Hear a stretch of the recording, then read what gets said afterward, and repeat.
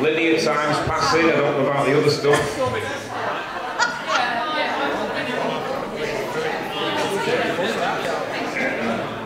Good evening. Welcome to New Horizons. Excellent. Right, huge welcome to Darren Deojee with Who Wants a Change in State, nationally, personally or globally. Tonight's talk mentions change. It's a bit of a buzzword these days. Politicians like it. It confuses people. Obviously something must be broke. So is constant change better than consistency or steady evolution? Darren asks a question about change in the title. He attempts to reveal what we may change from by highlighting what stage of restraint, if any, we may be under. So please welcome Darren Deojee. Thank you. Hello, good evening. Wow, I am greatly honoured and flattered to have such a great turnout this evening. It's amazing to see so many chairs filled. It's funny to do blurbs for stuff when I know that that's rarely what an event is going to be about. And I thought the generic title would be enough to get us started and we could go from there. So I really want to, first of all, just thank you all for your time. We all have very busy lives. We all have lots of choices as to what we can do with our time. So I greatly respect your choice to be here tonight listening to me. So I hope I can make it worth your while. So tonight is about change. That's an interesting word, isn't it? It's funny how Rob picked up on it as being a bit of a buzzword. I wasn't going to start on change, but maybe I will. So, has anybody here? Well, there's two subjects we're going to really pay attention to tonight. One is the idea of sovereignty and what it means. Have people come across that idea? I think I spoke about it the last time I was here. I'm hopefully going to take that to a new level for you tonight, so you can understand what it is to stabilise your own state, to manage your state in relation to other states that you encounter, and what that means both within yourself and out there in the world. And we're also going to look at, and this is one of the very, very few times you'll ever see me out in one of these. I'm here tonight dressed to you in my collar and cuffs, because as some of you will know, I like to talk about that a lot, but I do believe one of the most significant issues for our species and of our times is that I, as a man, we allegedly live in a patriarchy, but as a man, there are places that I cannot go unless I am collared and cuffed. Okay, that's it. I think it's massively significant, and no historian can tell you the roots of the collar and the cuff system and why we live in a graded collar. And so while the women may wear the public face of the subjugation of the sexes, the men are just as collared, quite literally so. And so tonight, what I'll hopefully be able to do as well, depending on how we do for time, is get down to the roots of the collar, what it means for men and how it affects their personal power, their shame, their guilt, their issues around being a man, and all the other associated challenges that men face in this culture. So let's see how far we can get down that road. So it's always difficult to know where to start with a new group, because I walk into a space and I walk into habit. I walk into your habits of coming here. You know, so I come here with my state, my personal state, the state that I live in. I live in the woods with my family. We've not lived in a house for a good few years now, and it's a very, very healing thing to be able to live on the land and just be with nature. It is our natural environment. I think it's very interesting that so many people today visit nature rather than living in it. Why do we visit the countryside? What do you mean? How far away from it are you? And how good is that for our emotional and mental well-being and our physical well-being? I'm not sure. It certainly seems to be there's a lot of evidence on the table to show that stress, diseases and other things arise in people when they are removed from nature for extended periods of time. And we're going to look at that quite a lot tonight, because the subject we're going to be looking at and what the roots of the collar is about a bit of a radical idea I'm going to suggest to you. And it's about the domestication of our species, which is quite interesting, and how there are certain other domesticated species on the planet. But specifically I'm going to be looking at our domestication and how it came about. Now what's really funny is Wikipedia, of all resources, if you look at it, if you look up domestication on Wikipedia, it refers to it as a genetic modification. It refers to domestication as a genetic modification where a creature can no longer live in its natural environments and rhythms, and it requires a support framework to survive. That is basically a paraphrasing of the domestication definition in Wikipedia. Now, throughout the course of tonight we're going to explore that, but I invite you to consider that the supposed measure of civilization in our culture is how far we can remove dirt and earth from our environment. So we think of places like hospitals and Intel and places like that as being highly civilized because they've managed to push dirt so far away. And in our ever-increasing desire to create these sanitized environments for ourselves, we end up alienating ourselves and our own planet, which I think is something that is greatly underestimated, so that we are indeed domesticated because we can no longer live in our natural environment without external support structures. And nobody in that situation is free. Nobody. For the fact I'm here wearing the badge of the collar and cuffs to show how live it is now. And through the course of tonight, I'd like to hopefully demonstrate how live it is in all of us. Because while the men wear the collar, the masculinity principle in women is just as subjugated. So hopefully tonight we're going to explore a whole avenue of ideas for you to take home to consider the scale of the challenge before us all, but to hopefully give you a perspective that will be quite usable. So I have this thing where you know, I walk into your habits. I'm bringing my state in here, but obviously all of you are bringing in your everyday state. You're bringing in whatever concerns and whatever issues you have in your daily life, and then it comes into this environment, which has lots of thoughts in it on a daily basis. And these all create fields and states. We're going to look quite a lot at fields tonight as well, because it's about your field. This country is full of fields. Some of them are just grass. Some of them have houses on them. Some of them have castles on them. They're all stories. Each field, you can think of it like an electromagnetic field. And each one tells a story. Some of them are just grass for all the untold stories, perhaps yours. Some are filled with people's dreams and visions. The house they always dreamt of, the castle, the building, whatever. So what we are in here is we're in a shared field, and I'd like to shake it up a bit because it gets riddled with stagnant repetition and repetitious behaviours. And if we want to do anything creative or meaningful or whatever, we've got to shake ourselves out of our habits. So are you lot up for maybe doing a little bit of that tonight? A bit of audience participation? You think there's a few tentative, uncertain nods there? So that's the point. This is what I meant on the blurb for this talk, was how far we go tonight depends on where all of you guys are at, because this is about the meeting of our states. This is a conference of states here. So what we can co-create as our states meet is determined by each of our courage and tenacity and willingness to overcome our personal habits and personal behaviours. Because all of you have a story of yourself, something you believe about yourself, what you believe you're good at, what you believe you're not good at, what you believe you like and what you believe you don't like. Has anybody here achieved the level of satisfaction, happiness, peace and power and presence in their life that they have aspired to yet? Okay, so that means the methods and behaviours, congratulations sir. But that means for everybody else, the current behaviours and habits have not served to bring you your desired state. So that must mean we've got to do something else, doesn't it? It's just logic, that's all. Okay. So we're going to use a few different things today to try and shake it up, and so it could get a little bit chaotic, but that's all right. I like to consider myself an agent of K-order, which is an element of chaos, an element of order. They both work hand in hand. The whole cosmos seems to be built that way. So if we can put a little bit of K-order into the mix, that'll help shake the field up here. So I think what we're going to do is, just because of seeing how I've caught a few of you by surprise, we'll start with the easy stuff. Hold on a second.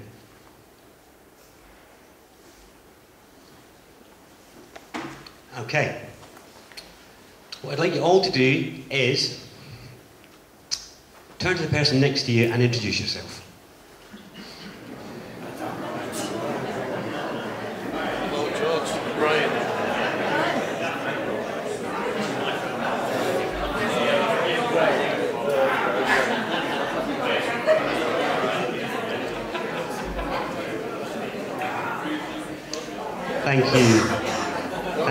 thank you, thank you. Did everybody... Hello, thank you. Excellent. My goodness, you'll take a long time to introduce yourselves. You've got very long names, don't you? It must be Aztec names or something like that. Did everybody notice the change in state in the room when you did that? Okay. Did you feel it? There was a difference. It came alive, didn't it? It was alive. Okay, and it was animated. That was change. Okay, every time you move your hand, you bring change. Every time I move an object, I've changed the world. It'll never be the same again. That is powerful stuff. The belief in the value of your capacity to bring change is probably the most powerful impact of all the conditioning that we'll be looking at tonight. It's to believe that the change that you bring, the very lifting of your hand, is an act of such potential power if you but believe and will it. Because you can change the world with every single thing you do. And you do. But it's your belief about it that makes it either an everyday act or an act of power. So hopefully tonight we'll hopefully imbue a bit of feeling. Because the funny thing is, when you're all sitting here like this, all stoic and arms crossed and sitting there like that, it's not the same state, is it? And the thing is, this is how you're taught to sit at school. Like good boys and girls, quietly, all that sort of stuff, all well behaved. You know, we're rewarded as being the good boy and girl if we're quiet and we sit there through a duration of being spoken to by a teacher for an hour. And so you're all experts at it now. Again, look at the state it creates.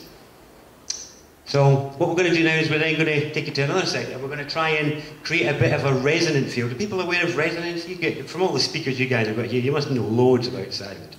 You must know loads about cymatics and about resonance and about frequencies and all that sort of stuff. Do any of you actually believe it? Yeah, okay. So if I ask you to make some sound, it's not going to be a problem for you because that's creating resonance, isn't it? You should see the faces I can see. Now that consternation, that look there, that immediate bit of apprehension and inhibition is the beginning of your introduction to your own collar, your own freedom of action. I saw a headline a couple of weeks ago which was about the rise in depression and anxiety in the under-10s. And it had a picture of a little girl on the front cover with her head in her hands. And it touched me, it upset me, because I realised that, because I searched for the answers to myself for these things to see where it's hit me in my life. And I realised it's because there's no play for these kids as they're walking around. I remember I hit a breakthrough point with my child when she was 2, my first one, about 2 now. That's why nobody sees me anymore. But with my first one, I hit this breaking point of frustration when I was trying to get her to where we were living in Bodnham before. We had to go up and down the hill for water, so I'd be like, come on, we need to go down the hill, and she'd be wanting to stop and look at the berries in the grass and all this sort of stuff. And I'd be the one that was always about the destination. And then I realised, after many times of frustration trying to get her to change the nappy or change the clothes or whatever, that for her, putting clothes on was play and taking them off was play. Walking down the hill was play and walking up the hill was play. It was all play. It was an opportunity to sing and dance and play and do what they liked. And I realised that for these kids now, these under-10s, where do they see play? Where is the allotted place to smile and laugh and have a good time? Where are you allowed to dance and sing and it's okay and acceptable? It was funny, I came up with an idea for an experiment, and so just bear with me while I go through it. It's really, really funny. I'd like to do a video on this, so if anybody's up for it, anybody's got the skills for it, I'd be well up for doing this. So, picture the scene. In a supermarket, each scene, headphones on, headphones off. So I would have headphones on, headphones off in a supermarket, okay? So one would be tapping my foot. You know, I'm in the aisle, the milk aisle, something like that. I'm tapping my foot. So if there's music on in the background, then that's okay. If there's no music on, then people might look at me a bit funny. If I've got headphones in, it's okay. But if I've got headphones out, it might look funny. But then if we go to the next level, and we say we go beyond just foot tapping, and I start to actually have a little bit of a movement. Just internally motivated, internally desired, just like, oh, yeah, I'm feeling all right today. You know? Again, music on, music off, headphones on, headphones off. When is it okay, when is it not? You all know the answers. When it's acceptable, it's all there in your pre-conscious. Now let's step it up, and you go from just a little boogie to full-on ecstatic trance raving, you know, having a great time, shamanically imbued. You become this wind turbine of shamanic instigation, stamping your desire for change on the supermarket floor and letting those cameras know exactly how you feel about things. Again, music on, music off, headphones on, headphones off. Is it ever okay? Exactly. At what point will security grab you? Okay, welcome to state, welcome to the collar, welcome to the measure of inhibition on your right to play, on your right to sing, and on your right to dance.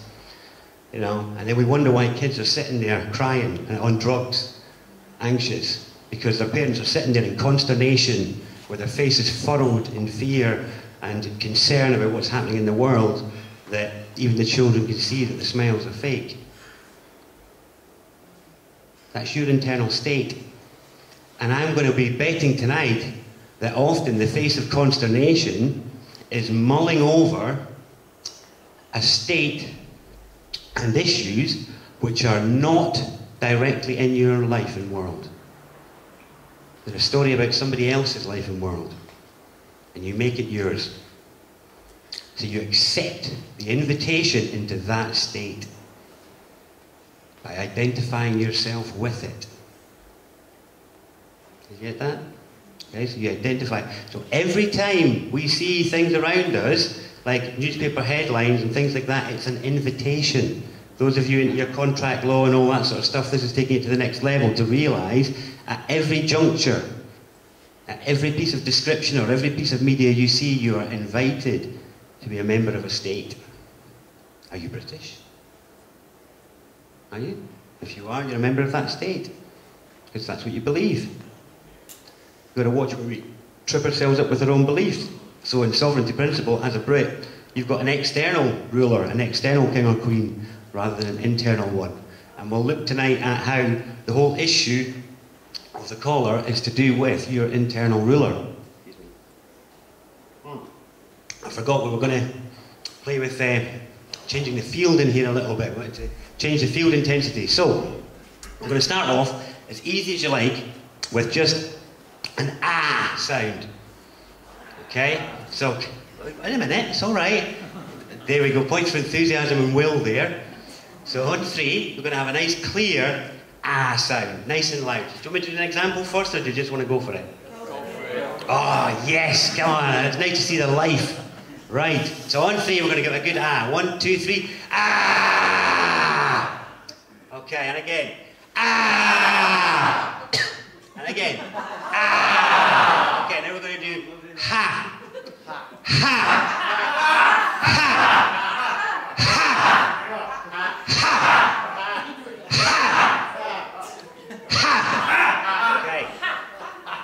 Not bad, not bad, not bad, okay, okay. How many people didn't do it?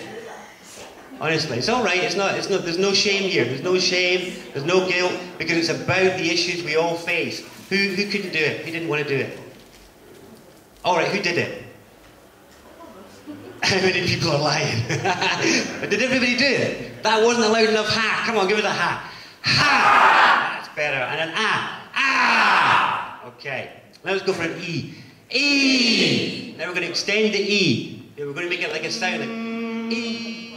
And pause. Pause. Okay, we're starting to create a field in here. Then we start to feel a slight shift in the state. Because the space around you is a substance. Or the way we're taught to look at the world makes us not see it as a substance, but it is. That's what resonates when you make a sound. Every time you make a sound, you change your state. This is what spelling is about. So the whole spelling thing is a higher level of order to your use of sound. Okay, whereas this is what we were doing there, was just basic toning, which is very good because it's pervasive, whereas words and spells are very specific. Whereas when we just tone like that, it's quite pervasive through the body, so it shakes things up. It's a really profound point to realise that, we're here to be in the body, we're here to actually make movement happen here. If we keep everything in our head, and beyond it, we just share only on that level, and we don't actually bring the change into the world, then actually it just stays all in the mental arena. It just stays there, and this is the curse of the internet. It's a most blessed tool for sharing so many pieces of good information, but it's accursed because so many of us vent our thoughts and our feelings only on there in the hope that it will somehow bring about the change that we desire. But all the time we're sitting there hammering out stuff on the keyboard, we're not out in the streets actually bringing that change with our footsteps, with our intention, with our voice, with our actions. Because the only thing you can change is your contact and interaction with the people around you. You can't do anything about what's going on elsewhere in the world. And the way that you bring about change to those things is by changing your state. Because what ends up happening is you create a field that other states that you don't find desirable cannot visit. They can't visit it, they can't touch it. They'll literally be bounced off across the street. I've seen it happen. But it is about you understanding what sovereignty is, and that's what we're going to look at as we go through tonight. So that was our first little exercise in shaking up the field. We're going to add to this building up the field as we go through tonight, because it's really important to realise how much power you have over creating a stable state within yourself. But it's all to do with authority, because you don't believe you've got the power to do it. So at the minute, because there's two ways we're measured in life. We're either internally measured and internally validated, or we're measured from outside. And we're conditioned and trained by the education system to be measured by outside, the external authority. So what happens is, we either feel good or bad about ourselves in reaction to others' judgments on our behaviours. You know what I mean by that? So if we do stuff from our internal motivation, and we allow ourselves to be affected by others' reactions to that, then we're vulnerable in a way. It's all right to take on board people's feedback, but when we allow things to cut to our core, when we hear bits of news and it harrows us, or when we see things that cut us deep, and we cannot maintain a kind of a safe perimeter between our deepest cores of feeling and just bits of news and information, then there's an issue there. Because if we can't maintain our own sense of peace and well-being and power, i.e. an inner sanctum of ourselves that we can return to all the time, which is fundamentally there, then we're not going to actually be able to face the increasing challenges that are facing us in the world, because they're not going to go away, they're not going to get less. We're living in major change times. Change is a buzzword because change is already happening. But we're going to look at what the energy of change actually is tonight, because change and state are opposites.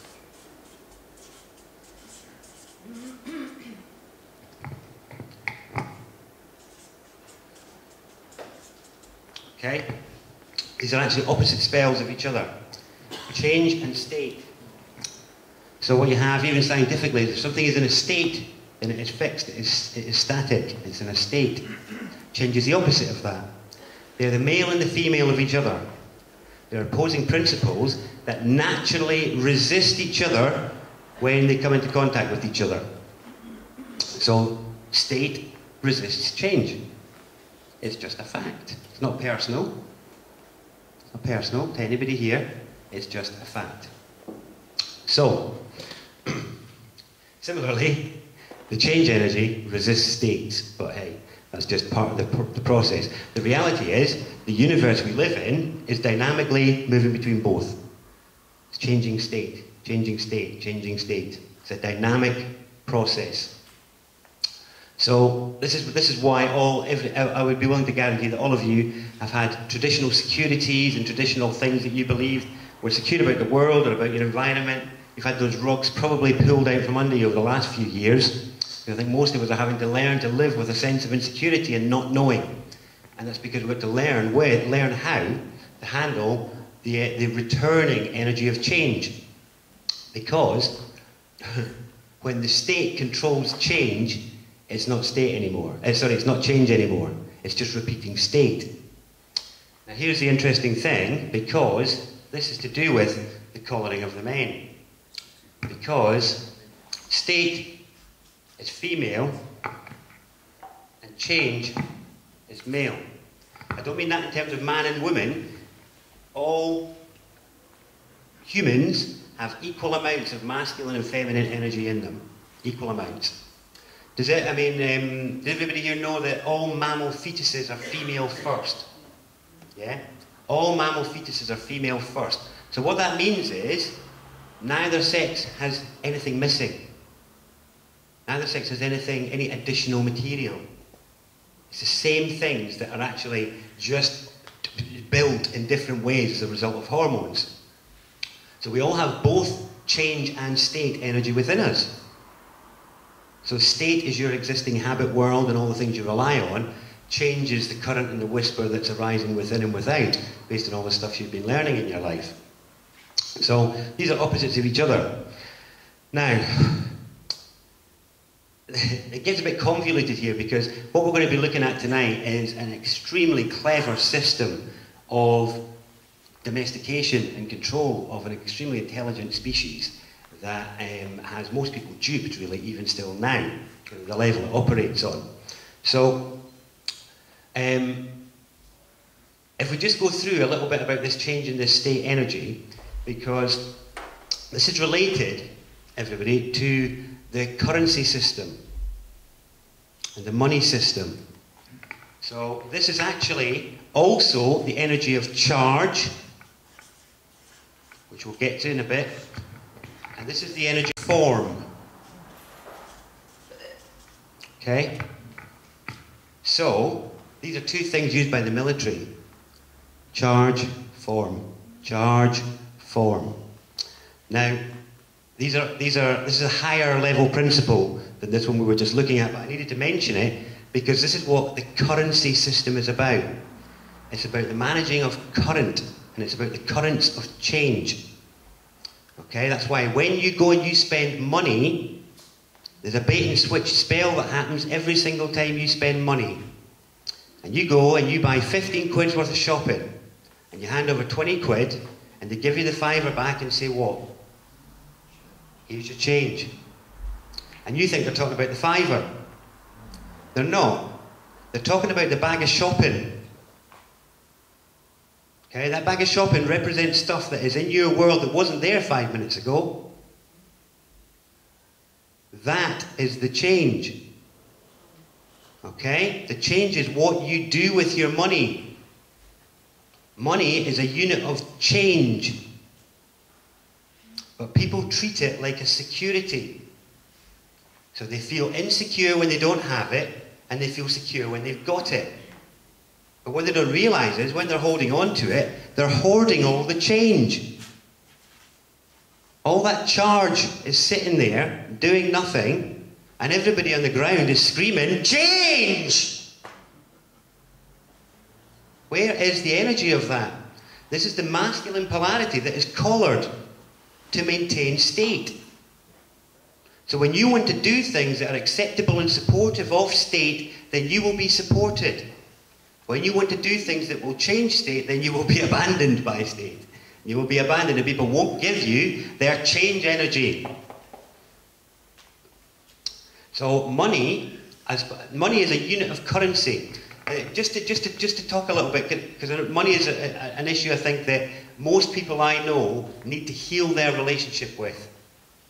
Because they have got a wounded relationship with money because of how they judge the guy that prints it. Okay, you've got a wounded relationship with money because of how you judge the guy that prints it.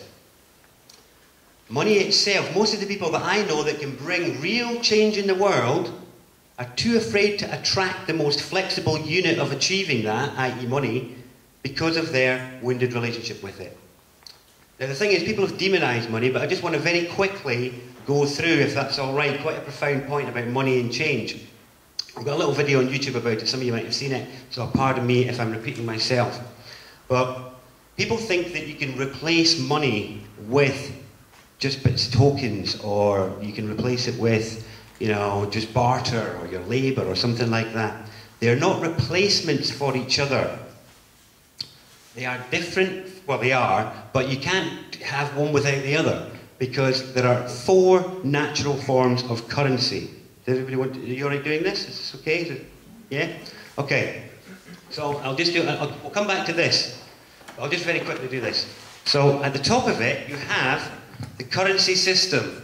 One of the heads of the beast, if you will. It's all about charge and discharge. That's why you get charged in your bank and you get discharged from bankruptcy and all the rest of it. It's all about charge and discharge, which is all about managing change. So, the 4 forms of currency are labour, barter, credit, and money. There is another that we'll get to in a bit, but these are the 4 main ones that you'll be familiar with. So let's remember that currency is actually about, a different colour pen here.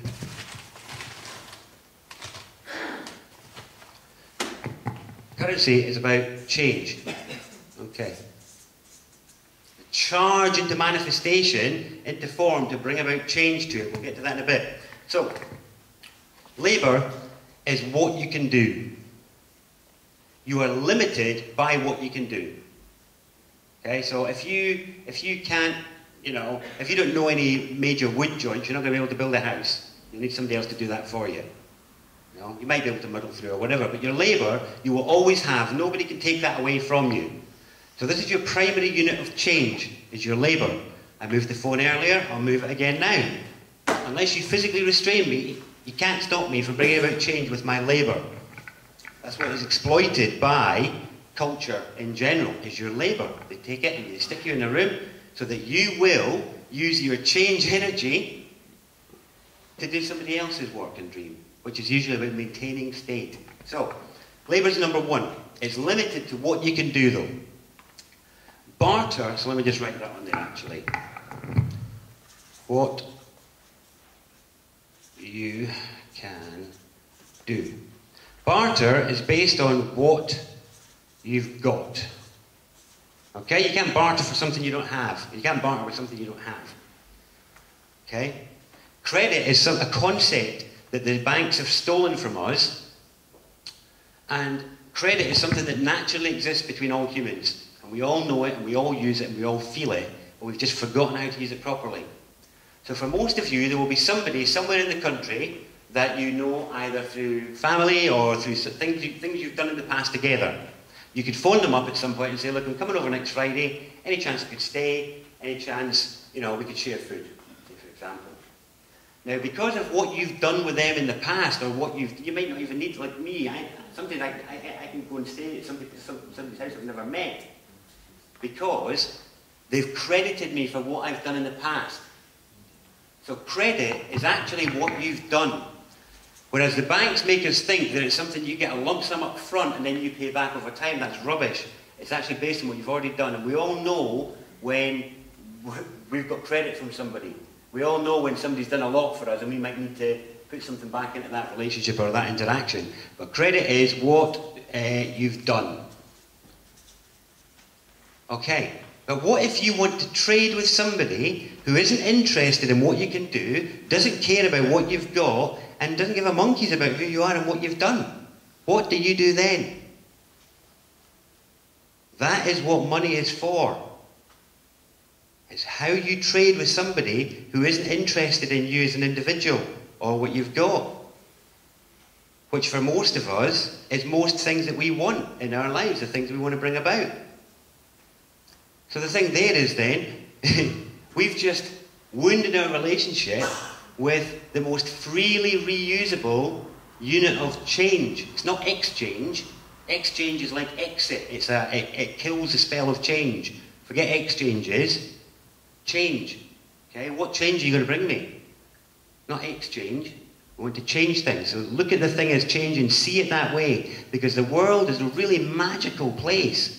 And the more you get into owning the power of your own field and state, the more that magic will reveal itself to you. But you've got to be open to that, to realise it's much, much, much more interesting than state would want to have you believe.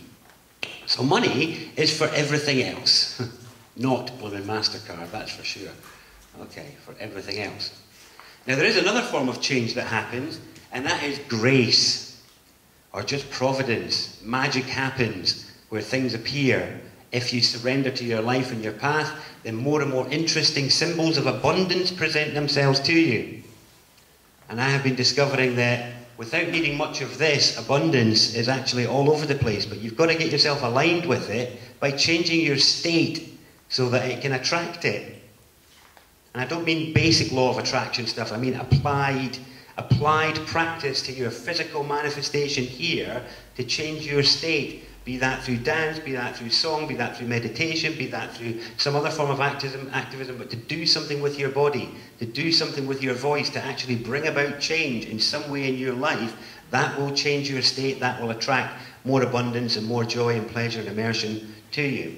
But we'll look tonight at how to kind of help look after your field, because one of the big problems is we can all have experiences where we feel great, we feel uplifted, we feel connected, but then we go out and we're maybe in a supermarket or we're going back to work and we feel bombarded by other people's states. We got bombarded by where they're at and we end up exhausted and fatigued by being exposed to that energy. But that's because we can't maintain our own state. So we'll go back to state in a moment, but just to understand here, to have a look at this, money is greatly underestimated. And the situation we face in the world is greatly underestimated as long as all the units of change are being held by just a few people. And it's not as simple as just changing the unit, because that doesn't, you're talking about a global, universally accepted system of value at the moment. So if you changed it to lets, say for example, would you feel valued and rewarded if you were paid in lets that you could only go and spend in 10 different outlets? Most of you would still want something else, because value and reward are something that are not so easily replaced, for what you've done anyway. So at least mull that over and hopefully align yourself to have a better relationship with all of these, so that you can bring about the change you want in your life, using a blend of these four and grace/providence. We used to go down there in big letters. I don't have a better word for it than grace. It is providence, but it's just magic. I'm just going to call it magic, because it is magic. Because it happens and it's there the more you open yourself to it. So we might get onto a little bit of magic later tonight. We might not. It depends. And we'll see how we go for time. So, this, though, the harnessing of the currency system is directly related to the collaring of the men, and it's directly related to another issue that faces us in our thinking. Because we've been given a set of tools for thinking with that actually aren't ours. Excuse me. So what it's done is it's created a disembodied mind in each of us. Have you ever heard the concept that the personality is a reflection of the soul or the higher self? Have you had that idea? Well, I realise that it's not a reflection. It's that it is a reflecting entity, in that it can only reflect upon what has been or what may come. But it is never in the now. It's the thing which judges you, which calls you you. So how do you speak? Do you speak to yourself as you? If you're giving yourself into trouble for something, do you say you to yourself? Do you say, you're so daft, why did you do that? Have you ever done that? Why don't we say, I'm so daft, why did I do that? You see the difference? When you refer to yourself as you, you've created a disembodied aspect of self, because it's referring to you as another party. It's quite mind-bending, because most of our minds are actually a bit bent. That's why they don't work fully for us. And this is what we're going to look at a little bit tonight. So, this is, form, charge, state and change. So we're in the period of massive changing state.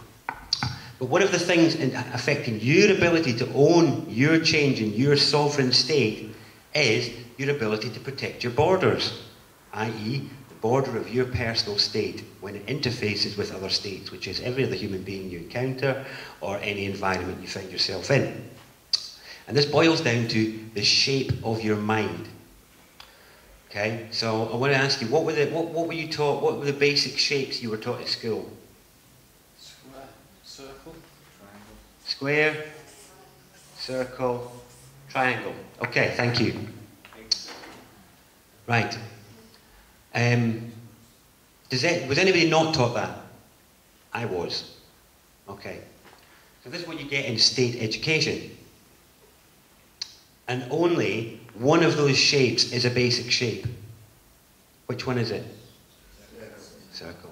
So you all already know the answer. These two are secondary shapes. Secondary shapes. They're made up of one of the basic shapes, What is the basic shape they're made up of? Line. A line. They're made up of lines. So, the basic shapes are the line, the circle, both of which, by the way, are expressions of the point. So when we talk about the point, it's because everything is about the whole point, if you know. It's a good play to play with, the point. So, what is the point of it all? So, the line and the circle are the age-old symbols of the male and the female. Our whole computing system is based on them. You know, we're based on lines and circles. Okay, these are, go way, way back, lines and circles, basic shapes, male and female. When they exist together as an energy, because this is just a representation of something, it's a representation of something that's real. So the thing that's real is that there is a gender energy that makes some mammals masculine or male and some feminine, female. That is real. This is just a representation of that. When they operate together in balance, you have something which is neither a line or a circle. You have a spiral. Okay? And we live in a spiral galaxy. There are spirals everywhere in this planetary sphere. You've got spiral cloud formations, spiral water patterns, spiral flower structures, spiral shells on snails, spiral trilobite things, what do they call them? Fossils, all over the place. It's a spiral. So, the male and the female energy exists in balance everywhere in this galaxy, pretty much, except in our species. And it's to do with collaring of the mane, the harnessing of the change energy and putting it all into a currency system, the obfuscation of your education of the line, plus some other stuff we're going to get onto, because as we add the layers to this, the level this is being played at is absolutely monumental. So you not get talking about the line is really interesting, because everything that you're all doing in your awakening, if you want to call it that, is learning to draw lines again. You're learning to draw lines between what you will and you won't accept. You're learning to use the mind for its correct purpose, which is discrimination. And you've been taught by culture that discrimination is a bad thing. That's rubbish. The mind is for discriminating. That's its purpose, is to determine what you align and ally yourself with and what you don't. It's how you form your alliances and how you create distance between things that you don't want to have near you, is by drawing healthy lines, which is all about boundaries and space. So you're all learning to draw lines. It doesn't matter what field it's in. So it's very tentative, it's very vulnerable, it's very fragile. This is the line energy. But here's the interesting thing. What is the tool that you would use to draw a line the best? And a ruler. Okay. So the reason you don't get taught about the line is because it's about your ruler, which is the thing which sets the measure. The ruler is what we use to measure things, and it's what we use to draw lines. And your internal ruler is broken as a child, so that you don't listen to it and you don't think it's got value. And so the validation is sought from outside. When we don't get validated from outside, we feel unworthy, unvaluable, not worth enough, not wanted, not needed. And so we then set up a whole series of shutdowns inside ourselves. We create a whole bunch of shutdowns so that the incredibly tenacious, courageous, vibrant child that stamped its feet quite courageously on this planet is a bit like Sleeping Beauty or Rapunzel. It's gone off to sleep somewhere, or it's locked itself in an ivory tower, waiting for you to go back to rescue it if you can, as the conquering woodsman, as it were, which is what this line energy is about. This line energy, so this actually, here we have, these are two energies, which are actually, one of them you're familiar with, the other one you're not so familiar with. This is the one that you hear about all the time. Okay? And it is the shape of being. Being. So when you're told to just be yourself, that's when you're to be in your feminine. That is the accepting part of self. That's the part which is open and receptive. So basically, the feminine part of self, that's why we're all female first, by the way, is because actually we all have to be born in a state of receptivity. So actually, the feminine, we maybe get onto that, we might not. But the whole point is that being comes first.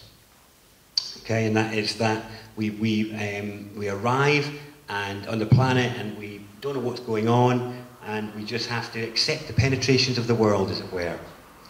And basically, what happens is, after a period of digestion, and we have accepted the perfection of the now without any choice, either viewing it as perfect or not, we have to have accepted it. Then we decide what change we want. Okay, so we can all do that, and we can sit and tune in and go, oh yeah, I can taste the perfection of the now, it's all beautiful right now. But then immediately after that, you could say, well, it would be nice if this was different, or if that was different, or if that was better, or if all these people weren't dying, or if all this torture wasn't happening, or if all this sex attack wasn't happening, all that sort of stuff. That's the change I would like to see. So that's not so perfect then, is it? So dropping into being is all well and good, that's all right, that gives us respite. But then we have to bring change. That is our coming. That is the masculine. Some people call it doing, but to desexualize it means we misunderstand the fundamental role of gender in all of these energies. We might get onto that tonight. If not, I've got a book coming out later in the year about it. But the point is, you don't be yourself, you become yourself. It's a being and coming process. There's two of them. So being is when you're accepting, coming is when you're changing. It's a state of arrival. I asked you earlier, does anybody feel like they're fully here? Only one individual said yes. That means you're not here yet, you're still coming. You're still arriving. You haven't penetrated the egg of your mother yet. You haven't fully picked apart the fruits that it has to yield for you. And you may have given up thinking there wasn't any more to be found, but I guarantee you there is. It's a pretty complex egg. There's a lot of goodies in there. But it's all about understanding how, the plight that we're actually in, because none of you had an easy ride of it, because you were born into a domesticated, broken species that had been cowed many, many years before your arrival, and you were given a broken thinking framework to play with and conceptualize with. So this is at the level of shape, but this extends. All shapes then become characters. And actually what you have is, this is how we then, again, this is about our spelling and spells and how we think. So we use the alphabet, which is just shapes, to build words, to express ourselves, our greatest ideas, our greatest concepts, all built out of what I'm going to suggest to you tonight is actually a broken system. Well, it's not broken, it's manipulated so that you can't reap the full fruits of it. And one of the fundamental points that hits us all culturally is here, in the collaring, in the butchering of your internal ruler. So when we talk about the sovereignty movement, what is happening is, it's about learning to set the internal measure again. Learning to listen, to be internally validated, internally motivated, without needing, I have this thing, a poem I wrote the other day was very much about, do you need a project to hide yourself in? Do you need a t-shirt to explain yourself? Do you need a song to hide your singing in, or music on to hide your dance in? Because this is all about your sovereignty. If you want to get up right now and dance out of this hall, that's absolutely fine by me, because that would be an expression of you following your own ruler. Whereas those of you that are bored and might be thinking, oh, why isn't he stopped yet? Isn't it tea break or something like that? Not acting on that is perhaps the opposite. Not acting on your ruler in a way. Afraid of what other people might think. Because this is the big inhibition I think we've got. How do we normally do it, by the way? Do you normally have tea break? Yeah. What time is it now? It's about 2 minutes off. There we go. That was. I felt it there. That was it. It was in the field. It was in the field. Okay. So what we're going to do is, I think, before we break up, I'd like to reinforce this field a little bit more, and I'd like you to now, on the basis of this, on the concept of arrival, I'd like you to turn to the person next to you, look them in the eye, and tell them, I am here. I am here. And mean it, yes, okay.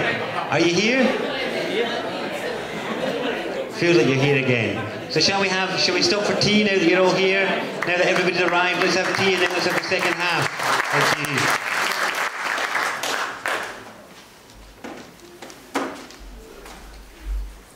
Thank you. Thank you very much. Thank you all for coming back, those of you that did. Everybody feel refreshed? Okay. Right, so I'm thinking we should do something to the field in here again. Shouldn't we just bring it back together again? So, should we do you want to do them, do you? Oh, we've got a call from the outside there, that was it.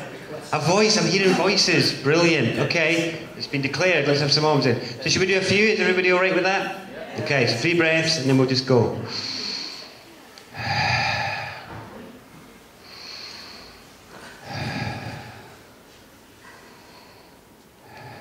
Inhale to begin.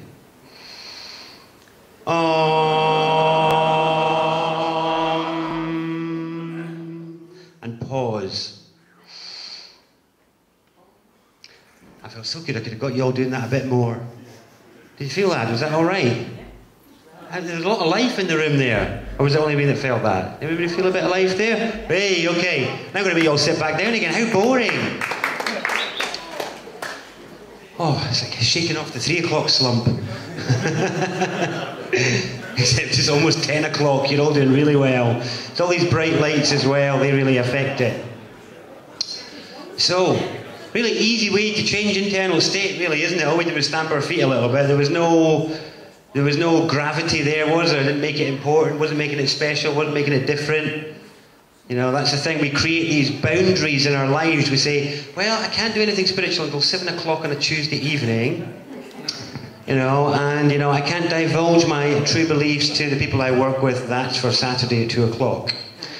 You know, so why do we create? We're the ones that create these barriers within ourselves, these censorship frameworks as to where we will and won't be ourselves. And this is also part of your collar, part of you feeling safe to be yourself. It's about you feeling safe to be yourself, that you're not going to be, that your internal state isn't going to be affected by other people's spells and what they might say to you. And this is all about your domestication. Okay? Now, it may seem like a bit of an alien concept. You lot are familiar with aliens around here, aren't you? So, that should be fine. So, anyway, domestication. I mean, honestly, we're meant to be the top mammal on this planet, right? Top mammal, meant to have conquered the planet, domesticated the beasts, tamed the rest of them, top hunter-gatherer, top everything. And when I see the eyes of the brothers and sisters that I walk by on a daily basis in the street, I ask myself, is this the creature that conquered this planet? How does it grip its environment? Is there any courage or will or presence or substance there? Are they even in their bodies? No, exactly. Cultural disembodiment is part of the curse of the mind that we've been given. Is one of the things that it does. We'll get onto the source of that tonight. But I ask you to imagine you look at, and if you've ever caught the eye of a bird of prey, or a rabbit, or a deer. Now, a wild animal grips its environment with something, a presence and a substance and a prescience that none of the domesticated animals have. You can't hold the eye of a bird of prey, but a horse or a cow will hold eye contact with you. There's something about some of the most courageous, fiery, most spirited mammals on this planet are all the domesticated ones. How did that happen? What does that mean? It's been addressed by a number of people, but nobody completely, really. And I'm not proposing I can do it completely this evening, but we'll certainly do a little bit of a look at it. So what's really bizarre is, again, in Wikipedia, I don't trust it necessarily as a resource, but I find it interesting because it's obviously very public domain. It talks about domestication, as I said, as a genetic modification. It says it is different from taming, when you tame an animal, because taming is the management of flight response. So all you do when you tame a creature is you make it less susceptible to bolt when you come close. A tamed animal is one which could bolt, but if you're going gently enough, it might let you stroke his back. So a tamed creature doesn't make it domesticated. Wikipedia then goes into a really bizarre, I think anyway, kind of attempt to reverse understand the domestication process without clearly, in my opinion, understanding it at all. Because it tries to say things like, you know, you need to do things like, so that it suggests that a gazelle is not a good candidate for domestication because it will jump fences. So it's not going to be good to try to domesticate a gazelle. And it then goes on to talk about other animals and gives 6 different reasons that make an animal suitable for domestication. But it doesn't explain how the moment from wild to domestic takes place. What is that thing? Where does that fire go? Where is it? What's happened to it? So it doesn't affect all the creatures, only some of them. And they're pretty significant animals. I mean, a cow is a big animal. It's a big land animal. A horse, big, spirited land animal. We live next to quite a few at the minute, and they're big. You know, humans are pretty big as well, and pretty complicated. Now, what's interesting is that the whole domestication thing. So I suggest in some of the men. This year, I'm focusing on men's work. By the way, in Suffolk, we're going to be running some men's events about the uncollaring and a rewilding in a way, which is about helping guys deal with male issues that we'll talk about in a bit. But that's really my focus for the year. But it's primarily because I think it's a massive issue. It's to do with, obviously, the line from a mental point of view, but just in terms of the what community is crying out for, what family is crying out for, what all this is crying out for is you know, where have all the men gone? And it's like, I remind you all that there are places that I cannot go as a man unless I am collared and cuffed. You know, that is monumentally significant. Yes? Just as a consequence, I was just doing some reading from gangs and gun culture and identity. And I was just wondering, what I'm beginning to get convinced of is that the lack of acceptable rites of passage. There's none of that anymore. Do you think that's, because you're saying you're doing a men's... Yeah. I've been reading up on something called the Band of Brothers. Yeah, I know the Band of Brothers. Yeah. Yeah, I know the guys that run it, yeah.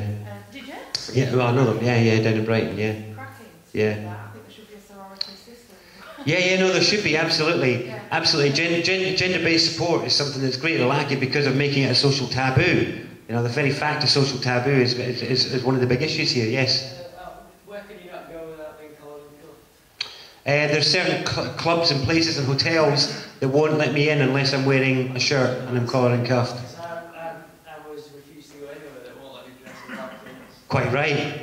I'm not saying I want to go to those places, but what I'm saying is there's places that won't welcome me unless I'm collared and cuffed, and they all seem to be establishments that fit the criteria I was talking about earlier, which is they like to push the dirt far from their door, you know, they want to consider themselves civilised and all that sort of stuff. It's all a strange measure of graded corridors of tolerance. So yeah, it's fine for us to walk down the streets in East Port Talbot, but if we want to get into certain places in the City of London or something like that, they turn us away at the door. Not that I want to get into those places, but it's just a case in point. That's what I've always thought. Why would I want to go to those places? Well, yeah. Now, the thing, this, I'm just trying to think, yeah, rites of passage is a difficult one. And it's because, like, so in this instance here, I think the time for group rites of passage is over, in my opinion. And I'll tell you why right now. Because the rites of passage for a female are fixed. Okay? Because you're either a mother or you're not. That's it. You know, you're either a mother or you're not. You've either gone through the initiation of childbirth or you haven't. It's that simple. It's not that one is better than the other, but that is about a rite of passage. It's very fixed, it's very specific.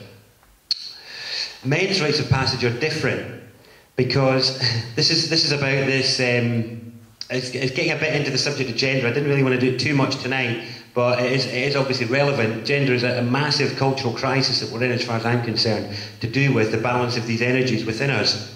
And the issue with the rite of passage for men is that we are all born in being, so we're all born as the beers. Now the thing is, this coming energy is about.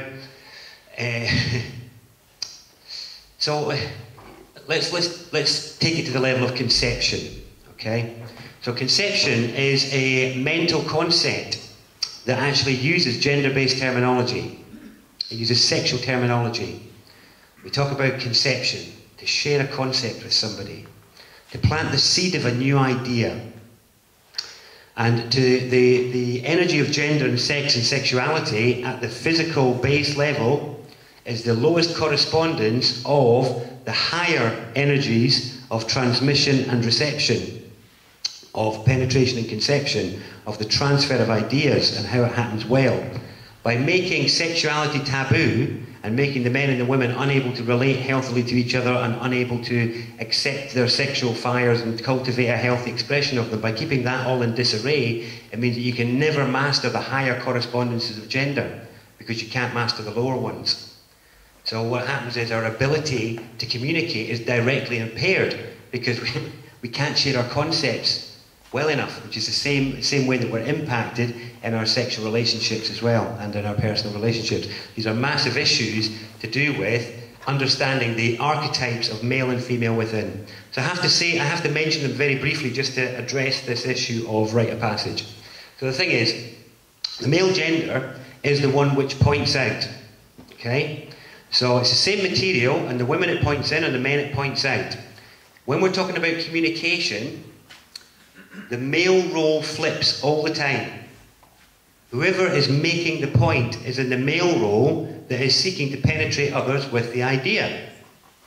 So that changes all the time. At the minute, I'm making the point. So for healthy communication to take place, you have to be open and receptive to that. I have to be able to carefully steer the spells that I'm weaving here to try to align with you so that you can get my point.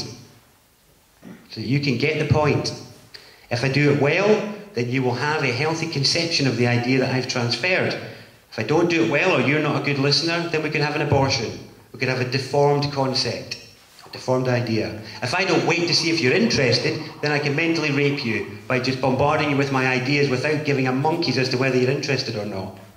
And that's going on all the time out there. What you generally have is very, very few people are actually in the feminine of openness and receptivity to what others are saying. Everybody just wants to make their point. I want to make my point. I want to make my point. I want to make my point.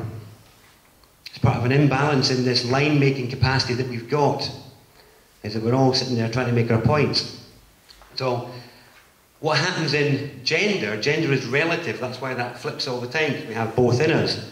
So when you have children growing up, male and female children are both feminine, because they're not making any points. They're not pointing anything out to anybody. They have to be open and receptive to the penetrations of the world, to their parents, to the authorities around them, and then they conceive with what has been put into them. And at the minute, we've got a whole bunch of under-10s who are depressed and anxious, apparently, because of how the ideas are being presented to them. So what happens is, a woman doesn't have to flip her gender. She goes through the rite of passage of femalehood, and she becomes the mother. And that's the name of the male archetype in women, because the mother is always making the points to the child. The mother is always the one that's going out and hunting and gathering and bringing back the new material for the child to conceive with. The mother is the one that's looking and creating a healthy protective boundary, drawing healthy lines of safety for the child. Both mother and father do this, but the reason I'm mentioning it is so that you can understand the masculine archetype in women. The feminine archetype in men is called the boy, because we were all boys first. It's the boy that is reliable and trustworthy. It's the boy that men fall back on when they can't face the challenges of their gender.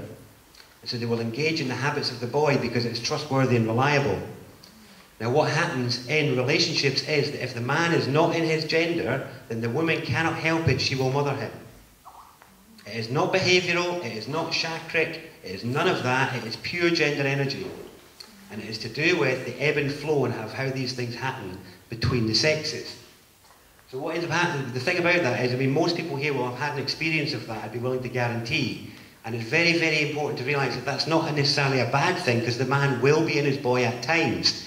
It's about understanding how to keep it in balance, how to move it forward, how to keep it progressive, so that women can feel well met by a man, as well as, and not necessarily having just a whole bunch of kids around her.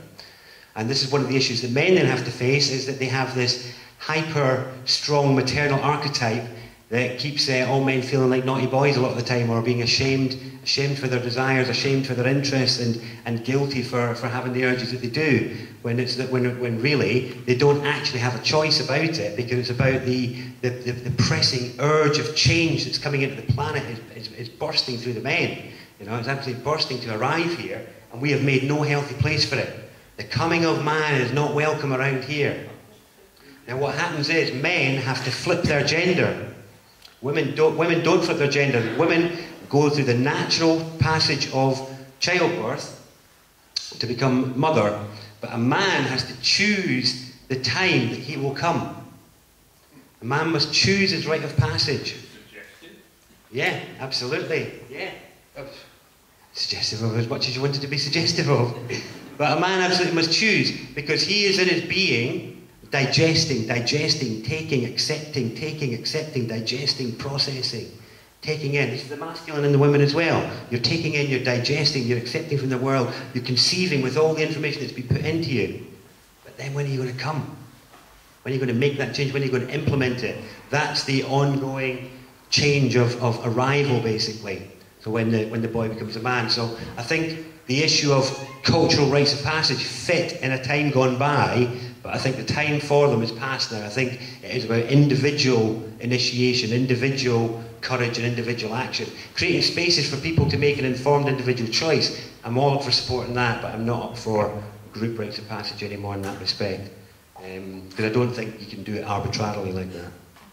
So it's still a bit of a digression there on the key point, but hey.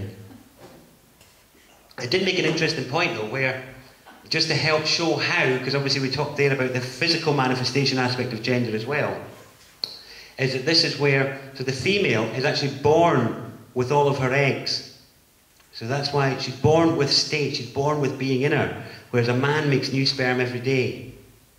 So the change, the new energy, the change energy comes through the man. The charge comes through the man, that's why he has the charge in the way that he does. And it's to help bring change to the form and state. That's why in the sexual act, when sperm meets an egg, the egg changes and becomes a child. That's at the base level. But these energies are at play at every single level, all the way up to the macrocosmic.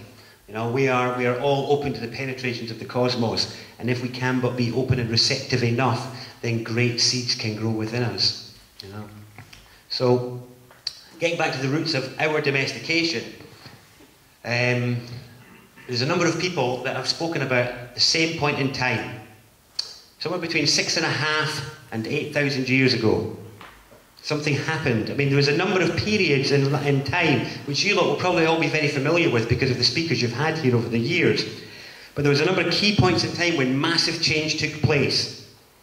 Like, something massive seemed to have been ejected into the planetary sphere in some way. And obviously, a lot of the credit for this has been given over to otherworldly visitors, coming and bringing knowledge, information, materials, or whatever. I'm not going to get into that at the minute. I'm going to pick on one particular point in time that a friend, where I'm staying just now actually, she's the author of a book about it, but there's other authors I'll refer to in a minute, who talk about the same period in time as being the period of the primary settlement of most of the cities. There were some cities before that, but only a few. The mass settlement of cities around the world took place at around the same time, which was around the same time as the agricultural revolution. And we are told that cities formed as a result of the settlement and the cultivation of agriculture. But around the same time, the domestication of the animals took place. So at this very, very key point in time, you had a massive change on this planet. People went from being nomadic hunter-gatherers to settling in cities en masse. En masse. Now, that was around the same time as the horses and the cows and all the rest of it all of a sudden began to behave in doe-eyed fashion. And all of a sudden we managed to cultivate a genetic modification in grains, in wild grains, so that they could actually be cultivated as a monoculture. But if you look at anything, any wild fruits, any wild grains, are all much smaller and completely different to the modern strains that we've got now. And the dogs as well, the change in dogs to go from wolf to hundreds of varieties of dogs, there just doesn't seem to have been enough time passed to have cultivated the difference between a Chihuahua and a Great Dane. Now, Around the same time as well, we have the arrival of the beginnings of our modern alphabet system. Begins around roughly the same time. Now, I would just draw your attention to the fact that, have anybody here heard about the stories of Enki and Enlil? Everybody? Okay. I'm just going to invite you, I don't actually think it's an accident that our language is called English. Okay? We have English, which is the language of a series of geometries that first started to appear at roughly the same time. And at roughly the same time, we have a species that used to wander about wild and free, all of a sudden settling down in one place. I believe the colouring of the men started at the same time. It was all at the same time, is what I'm reckoning. And it was a massive subjugation of our species and some of the other top mammals on this planet into being something different. Some people, my friend who wrote a book, her name's Lucy Wyatt, it's called Approaching Chaos, but it's, she just writes, her theory in there is that there were these people, these visitors that she called the civilizers, who had visited before. She refers to them as, in her text, as the eggheads or something like that, like in Nefertiti and Akhenaten and people like that. I'm not trying to suggest who it is. I'm more interested in trying to get the bloody collar off my neck, because I don't believe that the physical one is merely the physical representation of something electromagnetic and real, and something that I experience because in my own personal evolutionary journey I have come up against it and have both hands placed, firmly upon it, and I can't get it off yet. And it is all related to things like the breaking of men's voices, the collaring of the men, a bunch of other things as well that impact the presence of man on this planet and his power. So, this concept of man as a microcosm of the macrocosm. The more I've gone along, the more I've learned it operates on many, many layers and many, many levels. And just having ideas inserted in some of the middle levels, like, say, intergalactic levels, having new ideas injected into that level doesn't change any of the highest spiritual experiences that you've had of unity and connection and oneness. It doesn't change them. They're still true and valid. It just means that there's more to the story in between here and there than perhaps we may have thought. And I'm going to suggest to you now that there is something still actively in place now that has a specific electromagnetic effect on every one of you, and it's been going on for roughly that period in time. And I've only stumbled across it because of my own evolutionary journey, through my own elements. So is everyone familiar with the chakra system? Okay. So I've gone through this before, possibly with this group as well, when I think I did Understanding the Bodies here many years ago. But it was about understanding the different chakras as bodies, as actual substances that we operate in. So you're very aware of the physical body. The physical body's here, you know what it is to reach out and pick a cup up and all the rest of it. It's a substance of itself. But the second centre, or the second body, the emotional body, has a very watery nature. The limbs of its feeling are very different from what it is to pick a glass up, or to touch your leg. What it is to feel happy or sad is very different, isn't it? It's not the same. This is what the chakras, these dimensions, is about, these qualitative differences in our experience. And what it is to think, to think about politics, existentialism, beliefs. That's very different from feeling happy or sad, isn't it? Or going to the toilet. They're very different. These are the different dimensions you operate in.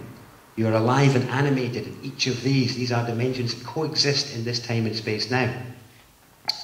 So those are the lower three. The lower three centres are body, emotion, mind. They actually, this is lower mind I'm referring to here, not higher mind. But, so they're the ones that we operate in on a daily basis. But for most of us, we've had an awakening beyond that, beyond the mind now these days. Most people have had an awakening into the heart, or into unity, or into connectedness at some point or another, even if it was fleeting or passing. And this is for the heart centre, which is here. And it's the first time people feel connected and all that sort of stuff. But these all have elemental associations because we're built in the image of this planet in a way. So what we have is we have the earth element first, like the planet has the rock first. Then on the rock sits the water. Apparently you need material and water to be able to make fire. And then above fire we have the air element, which is here. So these are the 4 dimensions of the planet. But what's the next element after air? If you were going out of the planetary sphere, what would be the next element? Ether. Okay. Now the interesting thing is, Ether exists in two centres, the fifth and the second. These are well connected, going way back thousands of years in Hindu sort of like mythologies, or not mythologies, philosophies, where basically the second and the fifth centre are related. This is why in a man the hair here and the hair here are similar, is because these two centres are related. So actually this centre is both ether, but it's also another one, and that is the element of space. Okay? So after the air on the planet, we actually enter space. And most people that I know that had heart awakenings have realised that all their beliefs about happy unity and happy transformation as one happy oneness aren't coming to fruit. And it's because we then discover the next element after connectedness, which is space. I love you so much, but will you just get away for a bit? Will you please just stand a bit further away sometimes? Space is the thing, the whole planet has been going through a space initiation for the last couple of years, where we're having to learn how to hold healthy space. That's your internal state, is your space. It's an element in itself, it is a substance in itself. Now the thing is, for us, this is the space centre. This is the second creative centre. This is, you could consider it the fifth dimension, or the fifth element. It's representative of the cosmic womb. Space is the cosmic womb. It just keeps getting bigger to make room for all of us. And you want to have more? Yeah, there's room for you all. There's room for you all. There's room for you all. Amazing, amazing maternal statement that space makes. Interesting thing, just to think about it, just to try and get it into your heads. You know, when you look up at the sky and you see black at night, you know that space isn't black. Because if it was black, you wouldn't see the stars. What you're peering at is the edge of space. You're looking through space to the edge of it when you see the black. So it's the black of the void at the edge of space. But space itself is just see-through. It's an interesting thing to mull over, to realise the substance of space. Yes? At the edge of space, can that not be penetrated by light? Is it the edge of space? I would, in my personal theory, I think that's the edge of the void. That's the abyss side of it. Yeah. Which is okay, because we tap things from there. The pressure of the unmanifest comes exactly from there. This is one of the aspects of the male energy. This is where it comes from. It comes from the void. It comes from the unmanifest. But anyway, the point is, the really interesting thing here is that when we look at the fifth centre, which is the seat of the word, which is actually the final leap before we hit the temple, which isn't called the temple for no reason, the final body, the final one, is the one where the collar is. It's the one where the collar is, and actually, what do we call this? No, what's this called? Adam's apple. Adam's apple, stuck in our throat even now, breaking our voice. The Adam's apple is a manifestation of the thyroid, which is responsible for metabolism, growth, longevity, amongst other things. I am suggesting that this is the modification. And that actually, this goes back to the roots of our biblical storytelling, the roots of the imposition of this educational structure, the imposition of a broken alphabet, which I haven't done tonight, but I think I did it one time here before, or if not, I can come back and do the alphabet with you guys. But the alphabet is very important in our mindset. We have 52 characters, lowercase and uppercase, and 52 weeks in the year, and it's all related to orienting your mind so that it cannot break out of this prison that has been placed in the collar. So, I want to get into what I mean by the source of that, is that it is a body in the space centre that I don't think is meant to be there. And it is the physical manifestation in humans of the arrival of the moon in our sphere. And one of the big records that goes back many, many years shows that actually there's loads of stories of sun and all the rest of it going back to a certain period, but there's no really ancient records of the moon whatsoever. None. And in actual fact, the moon breaks just about every mathematical rule for a satellite. And in fact, there's two guys who wrote a book called Who Built the Moon? And in it, they go through some of the maths that is mind-bending. Their theories are mental. I don't agree with their theories at all, but the maths is unarguable, which is why their book has been accepted by many, and a lot of the sources of the maths comes from NASA, which is all to do with the impact the moon has on this planet. It has tided. That's why we call it, it's the tide in our water management. And what's happened is, the interesting thing is, we'll go into some of the issues of the moon, the maths of it in a bit. But the maths of it are so mind-bending, it's so ridiculously unbelievable that it cannot be, it's almost incredulous.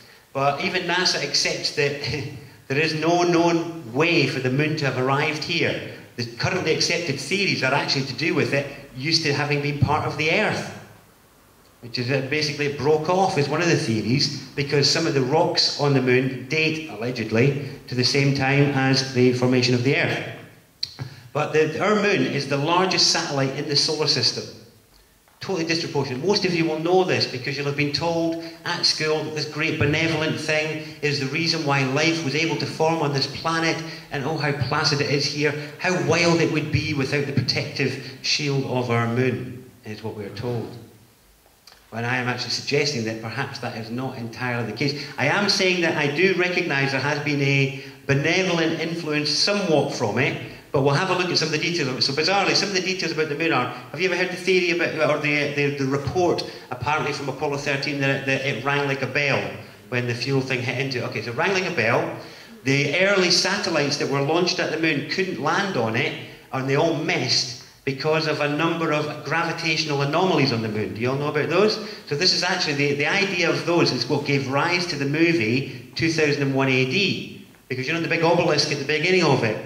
That was the author's idea of the super dense structures that must have been in the moon, because that was the theory NASA had, was that these irregularities mean that there's a name for it. It's a specific 3-character acronym about, you know, an object of high density, basically. So the moon has a series of objects of high density beneath the surface that keep its orbit in such a way that you only ever see the same face.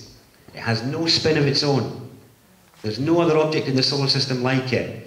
It's specifically positioned in such a way that there's a thing called the scissor effect on the Earth that mean when the sun is at its highest northern point, the moon is at its lowest. And this creates tidal bulges, which affects all the water on this planet, including all of your emotions and including every piece of water moving through you.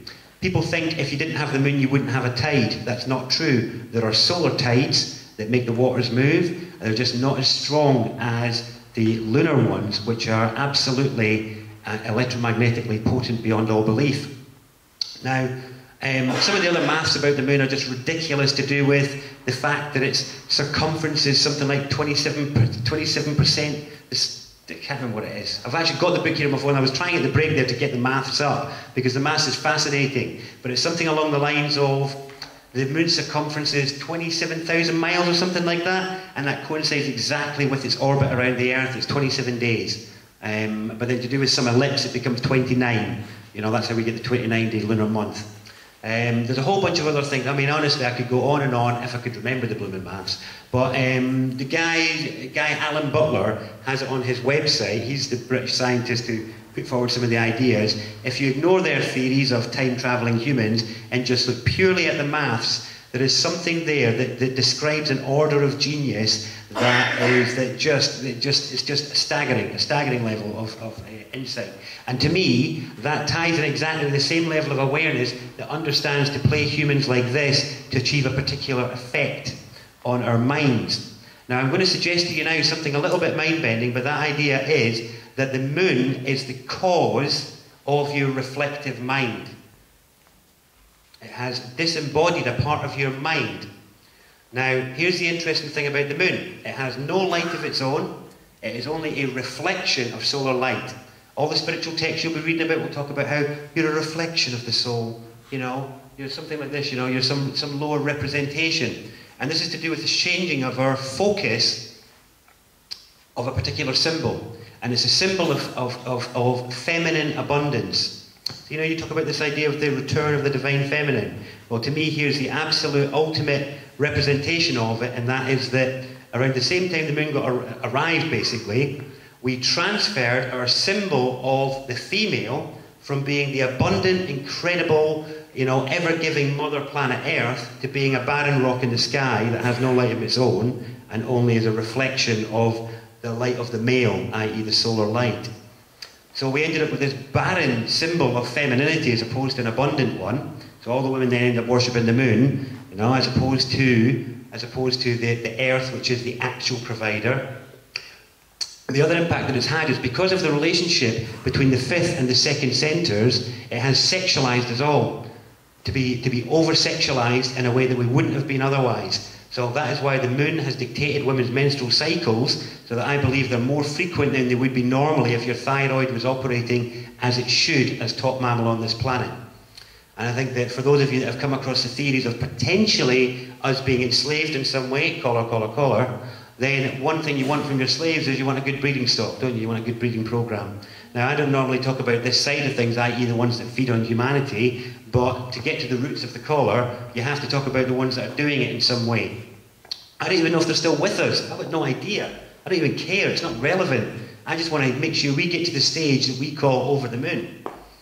You know, the point is, when we get over the moon, that is when we will have regained our correct relationship between the solar fire and the solar provider and the earth, which is a maternal provider. It's a two-part relationship. What's this barren rock in the middle doing? If you've got a planet in a galaxy that is fundamentally connected to everything around it, and you want its indwellers to feel separate from everything around it, then you spin a containment field around it. You spin a containment field around it. Now, there's a long, long list of influences or effects of the moon on humans, from, I believe, the manifestation of the broken voice and the Adam's apple, cosmically deep-throated guys. You know, the sexual imbalances in both men and women, the entrance sign over the doors working so well, where it's so difficult for us to manage our desires. These are all part and parcel of the effect, I believe, of the tide, which is the literal tie, the electromagnetic tie on us. Now, as I said before, I don't know if the people who built the moon are even still there. I'm not even sure it's that relevant to the work that we still need to do. But I think it's important to factor it in as one of the issues we're dealing with. This idea of the moon being responsible for the reflective mind is quite difficult to get the head around. But I just invite you, when you're thinking, to start to affirm to yourself in some way that you are nullifying the impact of the moon. Now, here's I really wasn't sure whether I wanted to talk about this to you guys tonight at all. I've never spoken about it to anybody yet at all. You're the first group to hear it. It was quite funny that when I came across it as an individual in a species that is struggling from within to emerge into my own power and presence, I stumbled across the collar. I then went to look for the source of the collar. I arrived at the conclusion of the moon. I then started to look at moon being an object, all the rest of it, and then I found out that loads of people are talking about it. David Icke's been going on about it for a couple of years. I don't agree with I don't agree with anybody else's theories about what the moon is, other than the fact that it is an artificial insertion. But what I'd invite you to consider is that there are multiple people around the world who have arrived at the same conclusion independently from their own channels without consulting each other, and they're saying the same thing. So you've got David Icke from whatever sources he's got. You've got a couple called Juliet and Jiva Carter who do the template ceremonies. I don't know if you know those guys. They do the really advanced geometries. It's pretty good stuff. They're over in Bali now, but they have been writing about the moon for a little bit. Alice Bailey, back in the 1920s, was writing about the problems of the moon scheme and how the moon arrived here sometime. I think they put down like 10,000 years or something, which could be similar because there's no real old records, like I said. So all these people are talking about the issues of the moon. Then you've got another branch of people all talking about problems with a particular period in time. 6.5 to 10,000 years ago, you've got Dieter Doom saying that was the beginning of the rise of male dominant hierarchy. That was, you also had, what's her name, Chalice and the Blade.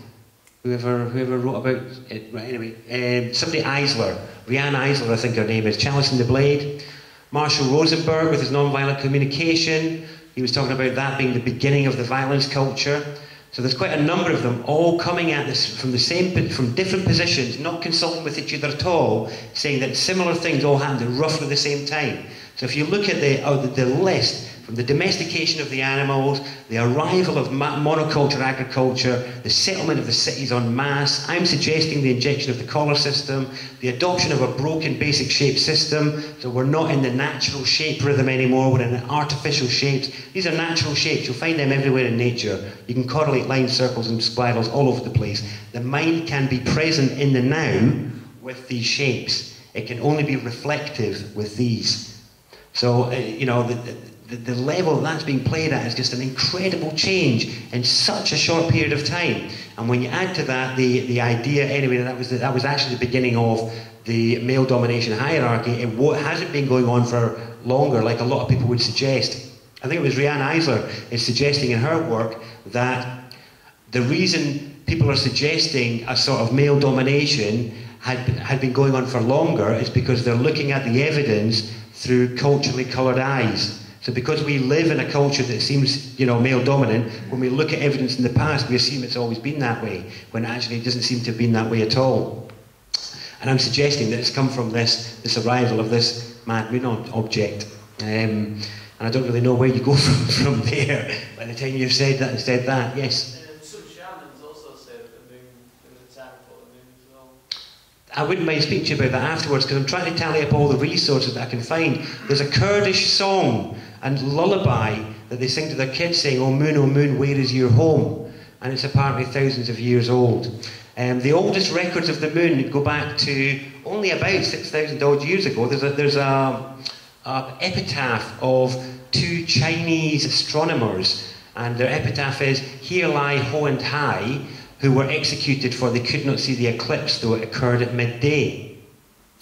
And I find it quite interesting that in our culture, eclipses aren't really that bizarre, are they? There's two every year. We've all seen eclipses. It's like maybe exciting when you're a kid, or exciting if it's going to be a full one, but otherwise, okay, eclipse, pretty cool. It's okay, but it's not the end of the world. And yet, why is it we have some kind of cultural mythology that points to a time when the first eclipses were this thing of, we've got these images of Aztecs falling at their feet because somebody came along and said their god could darken the sky at midday. So that would only be impressive if it had never happened before. And then it would be impressive, wouldn't it? If it had never happened before and somebody blocked the sun at midday, you'd be like, "I'm listening to you. Yeah, you have got something to say." So there's a lot of things which tie together, and I've only just started to piece together some of this evidence. So like I said, I'd be really interested to hear what you're saying about what records there are there. There's also some cave drawings and other things that are alleged to refer to the moon or to lunar cycles, but in actual fact, they can refer to other things like seasons and like, break parts in the year. One of the other things I think that actually says, because I actually think I know we live in what seems like a male-dominant hierarchy, but I do actually think we live in a matriarchal system, because we live in a state. That's why we call it the nanny state. If the state uses all the change energy to repeat itself, then it's become a state. It's not change anymore. It's moved from the masculine to the feminine at that point. And there's a number of indicators that show a reference to that matriarchal hidden thing at the back. One thing is the dominance of the lunar calendar over the solar calendar. So we have this thing where actually it's moon cycles that are tracked rather than sun cycles per se. And there's often other resonances to the moon, mainly because of the impacts of the tide, but it just shows how powerful it actually is. There's a really interesting thing in this country, one of the bellies of the beast itself, that's to do with our new year. So our new year is now January the 1st, but it wasn't always. Does anybody know when it was? It wasn't the 1st, but it was almost the 1st. It's actually, we still actually have somebody celebrates the new year at what used to be the real new year. No, it's all the financial institutions. The 5th. So basically, it never used to be that. Basically, this is to do with a switchover from the Julian to the Gregorian calendar. And what is interesting is that New Year used to fall on a day called Ladies' Day. Ladies' Day. And all the financial institutions still reset their New Year on Ladies' Day. Nobody else does. Now it used to be before, it used to be the 25th of March, that's right. But what happened was, on the move from the Julian to the Gregorian calendar, they lost 11 days. Because they had to choose a point to reset. So it moved from the 25th of March to the 5th of April. But then, because of the leap year system not working, they were meant to change the day one day every 4 years. But they just stopped after 1800. So basically that was why it just stopped at the 6th of April. But it is still Ladies' Day. Now here's an interesting thing. Let's talk about the barren symbol of fertility again. So the barren symbol of fertility that is the moon. Totally barren rock. Lifeless rock, right? What kind of a symbol of femininity is that? Who wants to be associated with that? Okay, so let's look at that. So we've got that barren association there. But then look at who claimed the new year. So New Year, falling on Ladies' Day, 25th of March, which is springtime. You've got abundance and life bursting forth all over the place. When is our new year? Midwinter. All the energy's dormant and dead and all the rest of it. Terrible time of year to celebrate change and hope and prosperity for the future. And let's have a look at the world. Look around at the world. Who are the institutions that are thriving? Is it the ones that are celebrating their new year in the barren dark of midwinter? Or is it the ones that are celebrating in the burst of spring? I think we should make all of them have the new year in midwinter, and we'll reclaim the April time. But it's interesting that it is Ladies' Day, which refers to a feminine archetype principle, not a masculine one. And what's interesting is that, and I'm not saying either or, I don't think we're emerging from matriarchy or patriarchy. I think we need to get rid of all of our gender judgment and blame and guilt altogether, because otherwise we're never going to get out of this mess. But it's good to throw these things in there to show that it's not all one-sided.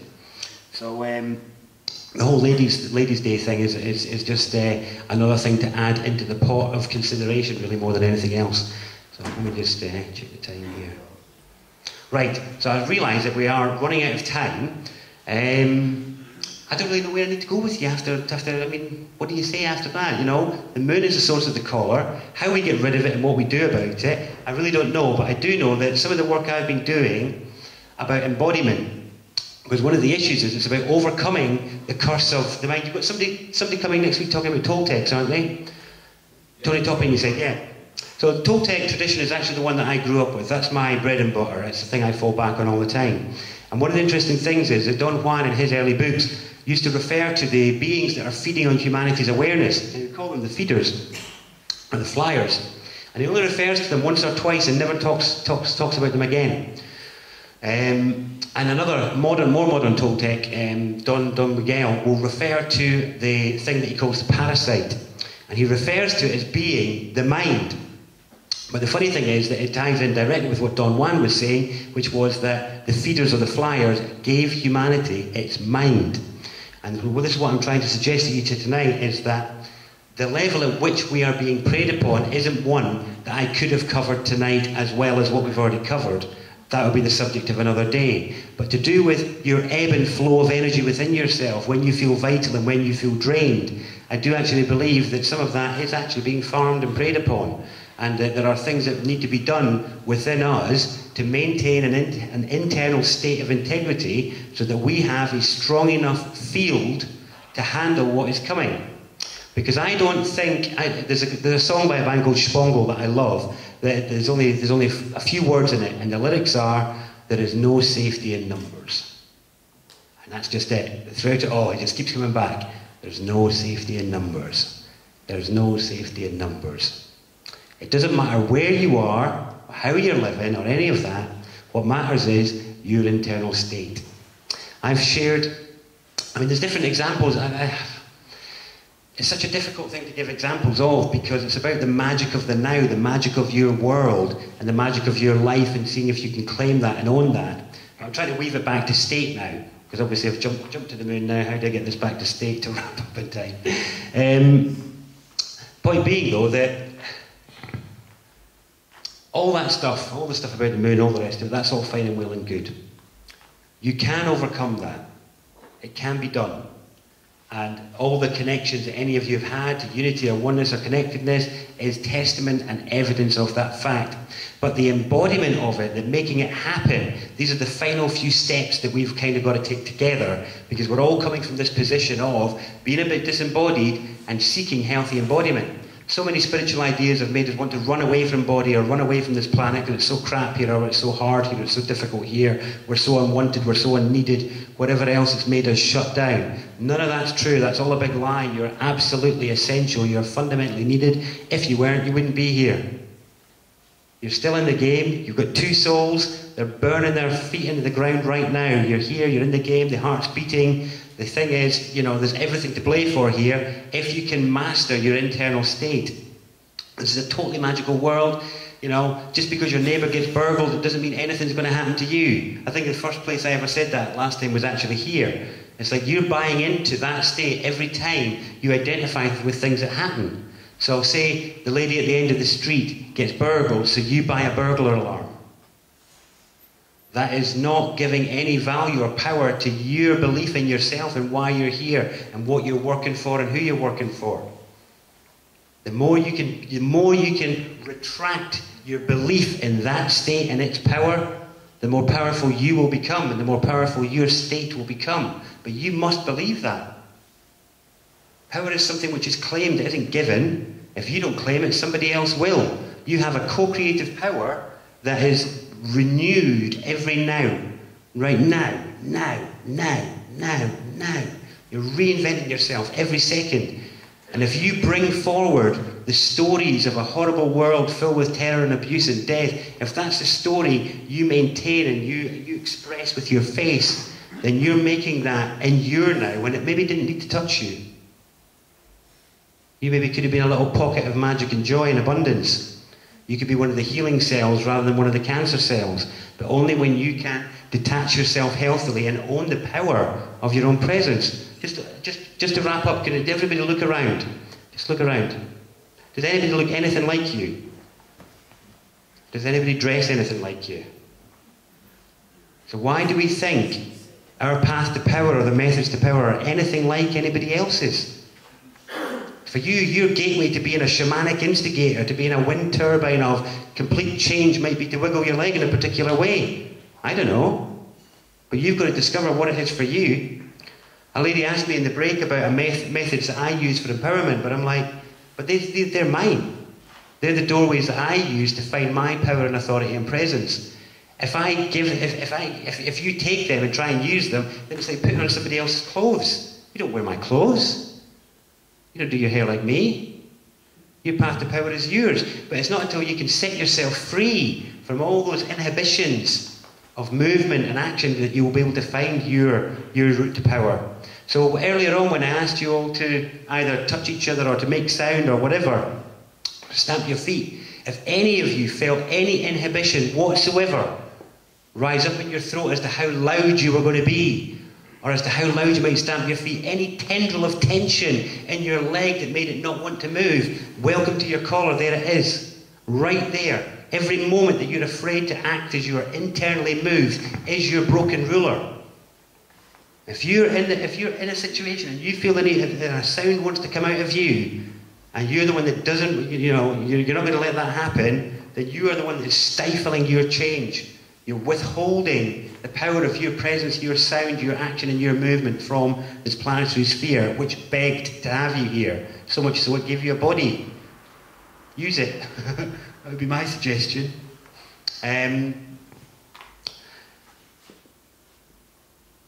So you have, it's difficult really, because it's like, well, how do you find situations? But just to wrap up, wherever possible, wherever you find yourself up against your old habits, please try something different. Just bring about change. Every single little bit of change you make is a bit less that needs to be done. So I'm going to say thank you all very much for your kind attention. I always wish, after years of speaking, I wish I had a decent wrap-up. I never do, but it's because I never know what I'm going to do until I get here. And when I talk about being in the now, that's what I do now. For a couple of years, I don't script my events. I've got a couple of pointers there. That's it. But there's no order to this. It's all based on what I've said tonight. It's based on how you've looked at me. It's based on how you touched each other. It's based on how much noise you made. That's what determined what came out here tonight. It could have been completely different content. That's why I don't have a big ending either, is because this wasn't a presentation. This was, you know, a living, co-created interaction between us. I would have liked to have done more interaction, but there was actually quite a lot of you, quite a lot of chairs, so we couldn't do too much movement stuff. But the simple thing of moving or making sounds, if you struggle to lift your arm or to make a simple sound like ah or ha, then don't be hard on yourself for not being able to express your most complex aspirations to somebody else. Don't have a hard time at yourself for not managing to manifest all these high ideals because you can't even wiggle your leg or make a noise. We were able to do it, but we may have chosen not to. Yeah, exactly, absolutely. It doesn't imply that we're chained or collared in any way. Just a choice. Yeah. I'd still suggest that everybody here's collared though. We already established that nobody's expressing themselves in the power and the way that they want to. The modern paradigm, Yeah, I'm not suggesting it has to be that way though. The things I'm suggesting here tonight is about the more you can get into your state and own it, the more that other state will not be able to touch you. Perhaps we don't want to get on people's ticks. Perhaps I make a choice not to dance about in the supermarket because I don't make noise anymore. Yeah, so you're externally deciding something before you felt the internal motivation to move. What I'm talking about is if you feel the internal motivation to move and you still don't, then you've copped out. If you don't feel the motivation, then fine, don't do it. The point is when that's external measure. Oh, I don't want to upset him over there, so I'm just going to coyly go over here and just do this. That's why we're a defeated species. There's a guy who wrote a book called When I Say No, I Feel Guilty. And it was a book about assertiveness by a chap who was training the Peace Corps in Vietnam in the 60s. And he couldn't believe it. He was writing about contracts before anybody else. He was saying there to these American peace grads, where is the contract you signed that said when somebody asked you your name, you would answer them? Where is the contract that you signed that said when somebody asks you a question, you will answer it? And he said at the beginning of that book, the most terrible thing, the most horrifying thing that could happen to a species was that it becomes domesticated, where its offspring are born with their spirits broken. They can never even get a foothold in the world before the very parents and friends and loved ones around them break their spirit, break that ruler for them. And his fear in that book in the 60s was that humanity was within a hair's breadth of domestication. And I would suggest it's even less than that now. It's thinner than a hair, thinner than a hair. So let's not let that apply to any of us. And I accept what you're saying, Albert, you know, not everybody feels motivated to move. Perhaps that's somebody's instruction, but the suggestion was to participate in changing the field and changing the state. Okay, that was the invitation. So the invitation out there is to change the field and to change the state. I could choose to sit and have a pint. Or watch the telly, just watch something else. It's my choice, isn't it? I'm just being myself. But if that's the case, then change will not come. Because we'll all be sitting there doing the same thing. It's about understanding the power that you actually have. So yeah, thank you again.